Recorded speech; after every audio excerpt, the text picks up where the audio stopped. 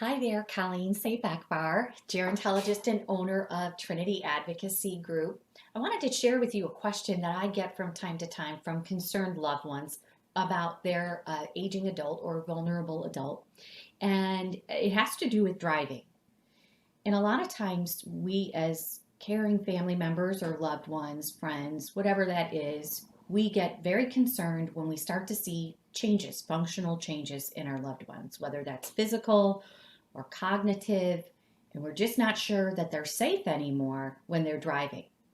So, I wanted to give you some suggestions about what you can do if you have these concerns. The first thing is to ask yourself, have they had an accident? And if they have, what is the frequency and severity of the accident? The other is, are they getting lost while driving in familiar places? These are all red flags that indicate that something may definitely be changing, and the safety of their driving is not only posing a risk to them, but possibly to others on the road.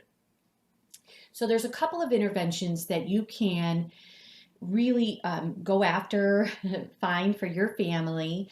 And what I strongly recommend is the first option is talking with your loved one about your concerns because they may share your concerns. And then the other piece is if you find resistance from them, offer them a way not just to save face, but also to get evaluated. So there are multiple evaluation options in our Chicagoland area, and these are hospital systems that offer evaluations, and these are occupational therapists who are trained to see whether or not your loved one still has the reflexes and the cognitive abilities to really safely transport themselves or drive a car at all. In our area, Marion Joy, and I'm not endorsing these programs. I just want you to know that they're available. But Marion Joy in Wheaton, also Christ Hospital in the Palos area, those are two of many different options available where you can go in and get a driver safety evaluation. So this is not the Secretary of State's office. They're not going to do that. They don't offer these options. But the hospital systems do. And so before you get worried that your loved one is going to go to this evaluation and get behind the wheel of a car again, that's not how that happens. These are driver simulations. So the simulations really pretend that your loved one is behind the wheel of a car, and all of this information is coming at them in this driver simulation just like it would real time. And what's being measured is, are they able to react to those things coming at them? Are they able to respond to the stimuli in front of them? And if the answer to that is no, they cannot safely do that, that doesn't necessarily mean that they're going to have to give up driving. What that means is they may be a candidate for driver's rehab. Yes, there is such a thing as driver's rehab. And this isn't just for older adults. Sometimes we have younger adults who go through a mental health crisis or have a traumatic brain injury due to an accident. So these driver's rehab programs are really very well designed to see whether to first evaluate the person, but also to see if they're a candidate to get better, to improve the safety of their driving. So I strongly recommend that.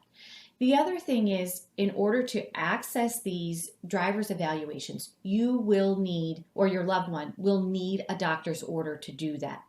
The results of those evaluations then go back to the doctor who prescribed the evaluation.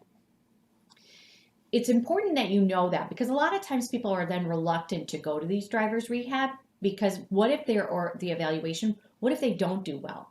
So loved ones, vulnerable adults, and their protective family members are worried, oh my gosh, what if I get the keys taken away from my loved one and I didn't intend that? I just wanted to know if they were safe.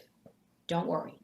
They're going to, after they get through the evaluation, the results of that evaluation go to the prescribing physician.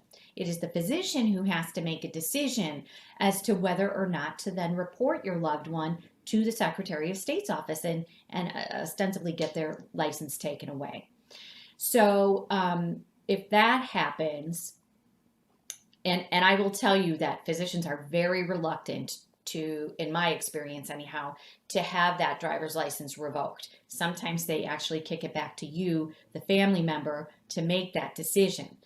If you have to make that decision and you are going to be taking the keys away from your loved one, there are a variety of different ways that you can do that.